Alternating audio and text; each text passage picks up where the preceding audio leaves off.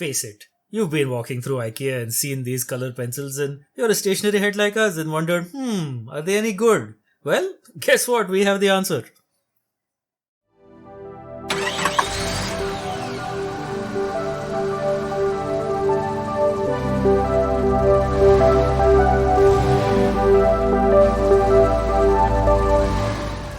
Hello and welcome to the 50th episode of Stationery Test Drive, where we take ordinary tools, like these very ordinary tools today, and we take them on artistic test drives. I'm Vishal. This is Minjal. I'm Samir. And yes, today we have the IKEA MÅLA color pencils. If you have been to an IKEA, like we said in the intro, you have seen these pencils because you have walked through there between your meatballs and finding the correct flat pack area.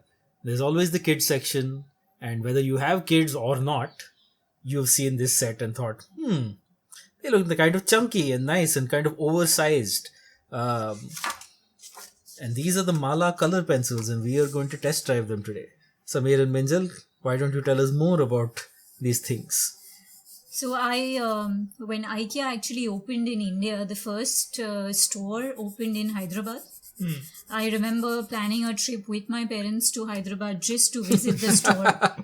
I know a lot of people did that. And when we went to IKEA, I didn't care too much about the flat packs, or I was interested in the ceramic section, yes. But the section I went to immediately was the kids section. And they have a very impressive range of stationery aimed at kids. And we're kids, aren't we?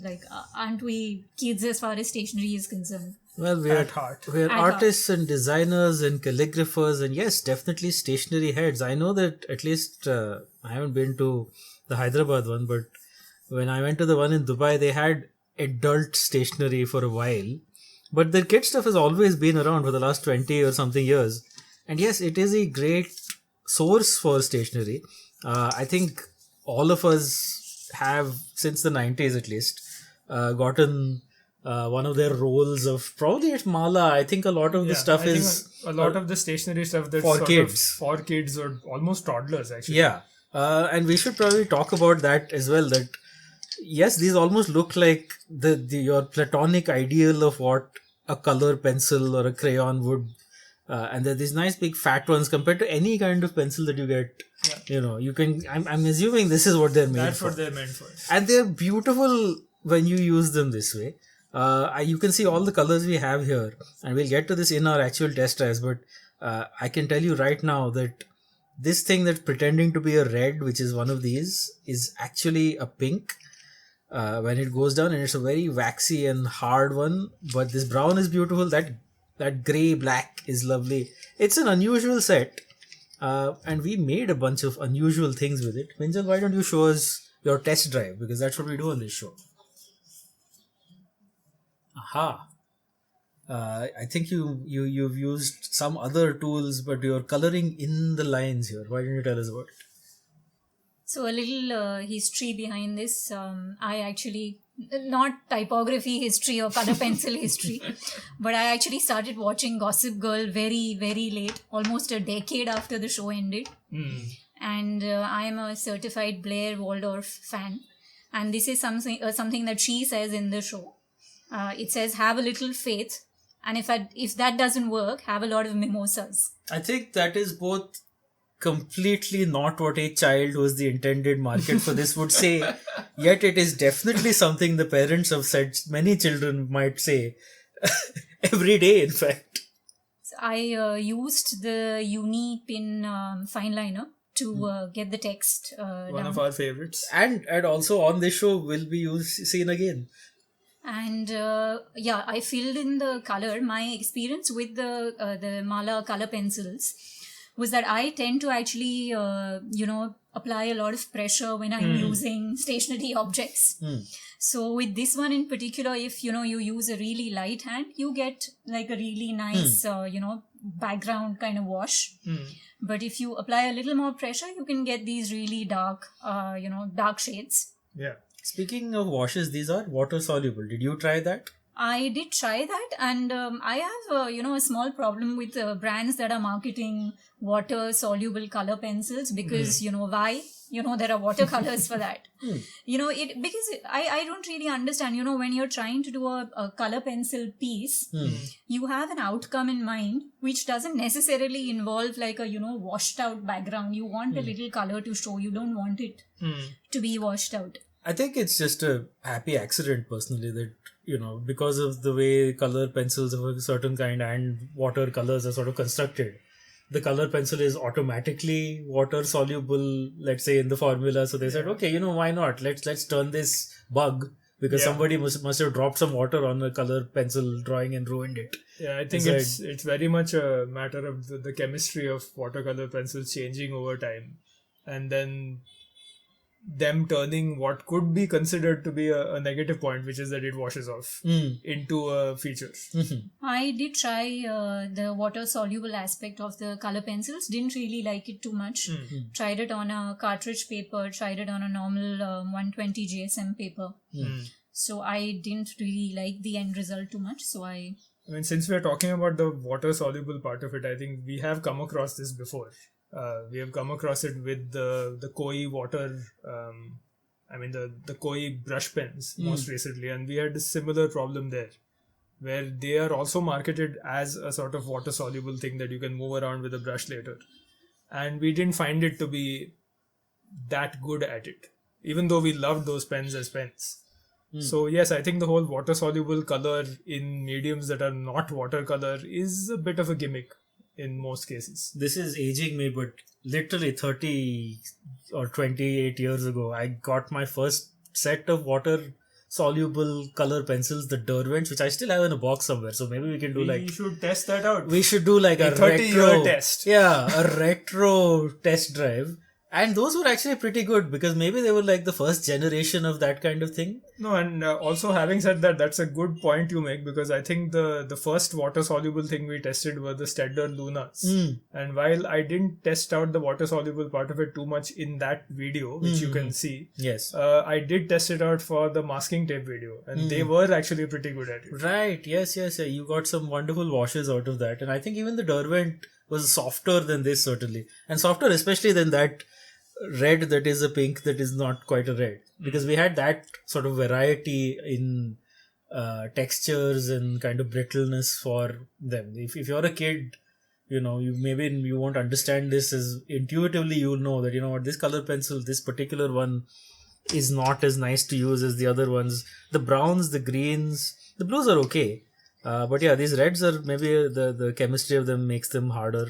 I do like the black. This is something that we came across even in the Camel, the other kids thing that we use, the Camel oil pastel crayons, where the blacks have these wonderful kind of graphic, but also waxy and grey and things. I used a bit to it. Let's since we're talking about throwbacks, there's several throwbacks to this in my piece. This one is again fine liner. I think we all used fine liners because we just wanted some structure to it that. Instead of just like going in with these kind of unstructured things. Unlike Minjal, I went for kind of layering things in. So I started with blues or greens, and then I went in again over it, just like feathering it as I would with a brush pen or whatever. When I got to that pink red, I'm confused because it looks like a red, but it goes down pink. It was deeply unsatisfying to put down, and I used it in an area that was also kind of like noodly, so it was even worse. Then I went in with a brush and some water, and that kind of did okay. I mean, I did that in the blacks as well, and it kind of smoothens it out. It gives it more of a watercolor look. Then I went in on a second layer with the oranges there, and then I thought, okay, let me layer more. So there's blacks in here, there's greens and blacks in there. There's like all sorts of things there. So you can get a range of expression that I quite like out of these. And they are very nice to hold. Let's just say that. Like, unlike other color pencils where you're kind of always doing that kind of noodly thing, or you have a nice studio setup where you're doing that. This as a single small piece of paper thing where you can just gouge stuff out or even, do that. that's a great thing. It's a really nice thing to hold, even if obviously the consistency is not there. But I'm okay with this. I mean, if I was picking these up, first of all, they're not cheap. IKEA, I know, is sort of kind of cheap for furniture, but as people in India, especially, where you have a vast range of different, color pencils. Yeah, very, very inexpensive coloring tools. Yeah, this would absolutely not be on my list of because things to get. For the price of this, you would get something that's kind of a student level or a low grade artist level tool. So it's $6. And it includes a sharpener, and we don't have the sharpener, and also a brush that kids So can that's use about 10 of them. Yeah. And yeah, they're hardy and they'll last your kids maybe a year or so, because they can be, I guess, thrown around and they're. But there are other options if you're an adult. So I think we've answered the question from our intro. But Samir, you need to show us your very kid friendly drawing, which I absolutely love. So I went completely kid friendly here. yeah. If you're a fan of Babar the elephant, please tell us in the comments. Yeah, I was very much thinking of that when I drew this. I kind of, like both of you, I tried it out on scrap pieces of paper. I tried to do the whole water wash thing. That didn't really work out very well, so I stuck to just using the pencils on their own. Unlike the two of you, I tried to go in the opposite direction and see what happens if you applied them very lightly. Because I think that they're clearly designed to be applied heavily by kids, holding them roughly. But I thought, let me see what they're capable of in the other direction. I really like the kind of very subtle tone that you can get out of them. Yeah. I also used a fine liner. I used the Pigmas rather than the Unipins. We have done videos about both of them, which you can check out. I think these are not the best color pencils. No. Clearly. What's good about them when you're trying to lay out a large area like this is that you don't usually get color pencils with such a thick gauge. Yeah. The size of the color that you can expose here and then put down is great. So the only other larger gauge color pencil that is available in the market now is the Stabilo Woody. Okay. The Stabilo Woody. The jokes write themselves. So the pencil size would actually be at least two of these clubbed together. Okay. With a really thick gauge. So those are actually also very expensive. Each pencil, I think, is $3 or $4. Okay. Okay. But that is something that we should. It is marketed for adults. Artists and like pro level, let's say. Right. Like the Prismacolors or something like that. So yes, I agree that this is not the first color pencil I'd pick up if I wanted to have rich and sort of varied colors. But if I wanted to have this very nice, clean, simple, almost watercolor look without bothering with the watercolors, this is not a bad option. Yeah. It's almost more of a crayon, put into wood in some ways. It's texturally, especially the good ones like that black or the other ones, they're closer to crayons than they are to it is very pencils. crayon-like, but the thing that sets these apart from even good crayons is that crayons would usually give you a very, very textured look when you try to put them down, and you rarely get cheap or simple crayons which give you a light coloration. Here, if you don't put in the pressure, you can get this coloration. So yes, there are some things that you can do with this which maybe are not as easy to do with almost any other tool. Like even with an expensive color pencil, you maybe can't cover up so much with such a light color. And the other thing is, as much as you sharpen these pencils, if you want to fill in really small, tiny gaps, the tip is never going to become fine enough to do that kind of work. Yeah.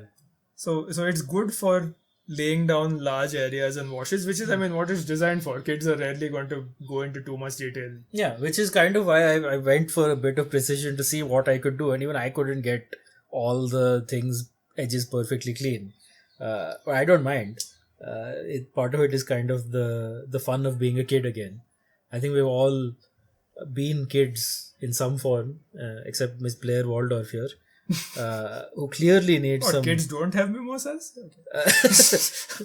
kids are if your kids are having mimosas, that's a problem. If they're around while you're having mimosas, well, that's your problem. But I think it's almost end of the year. Everyone in the house should have a mimosa.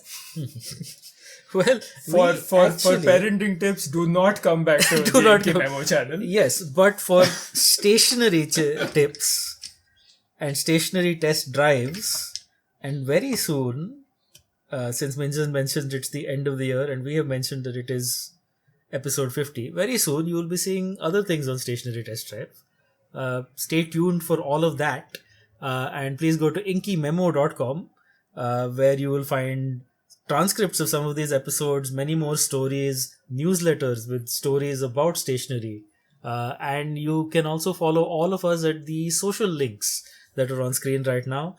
We usually put up pictures of these works, as well as the 40 something others that we have done over the past year, so you can find all of that online, and we will be back next week with another test drive, as we're not just going to rest on our laurels at 50, and we have some juicy, what do the kids call it, shade to throw at a particular pen that was... We're going out with a bang. We're going out with a bang. For this year anyway. More after that. And then, well, we hope to see you then. I'm Vishal. This is Minjal.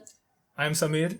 And if you liked water-soluble color pencils, you should really check out the Staedtler Lunas, which we covered quite a while ago. And if you like other kid-friendly coloring tools, you should check out the Camlin oil pastels, which we covered at some point. Vishal? Are these better than the meatballs? Answers in the comments, please.